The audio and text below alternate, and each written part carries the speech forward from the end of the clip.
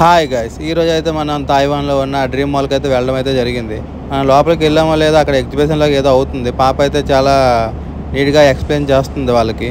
ఏటు కదా అని దగ్గరికి వెళ్ళి చూసేటప్పటికైతే ఆ గాజుకాయలు అయితే ఏవో మెరుస్తున్నాయి. ఏటు కదా అనుకొని చాలాసేపు చూసిన తర్వాత అయితే తనైతే అడగడం అయితే జరిగింది. తనైతే అది డ్రింక్ అని చెప్పడం అయితే జరిగింది. మరి డ్రింక్ అని చెప్పిన తర్వాత మనం ట్రై చేయకుండా అయితే ఎలాగ ఉంటాం చెప్పండి. పాపకి అయితే కొద్దిగా శాంపుల్ అయితే ఇవ్వమని చెప్పాము ట్రై చేయడానికి. తను వేర్ ఆర్ యూ ఫ్రమ్ అని అడిగింది. మా ముఖాలు చూసిన తర్వాత ఇండియా అని చెప్పిన తర్వాత నమస్తే అని చెప్తుంది. తను చెప్పిన నమస్తేతో అయితే కొనేద్దామని ఫిక్స్ అయ్యాం.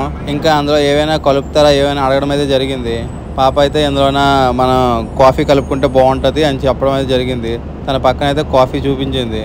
మనకి ఫ్రీగా వస్తే పినాలైనా వదలము, అలాంటిది పాప చూపించిన తర్వాత ఎందుకు ఊరుకుంటాం. కొద్దిగా అయితే ఈ కప్పులో ఏమని అయితే చెప్పాను. పాప అయితే కొద్దిగా మంచిదాయిలాగా ఉంది. మనం అడిగిన వెంటనే లేదు అనకంటే వేయడం అయితే జరిగింది. వేసిన తర్వాత కొద్దిగా అది కలపమంది. కలిపిన తర్వాత తాగితే తర్వాత దాని టేస్ట్ ఎలా ఉంటుందో తెలుస్తుంది. మనలాగా ఇక్కడ కప్పులు పట్టుకుని అయితే చాలామంది అయితే వెయిట్ చేస్తున్నారు.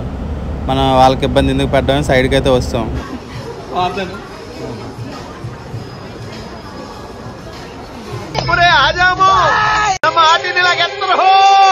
ముందైతే రకరకాలుగా అనిపించింది.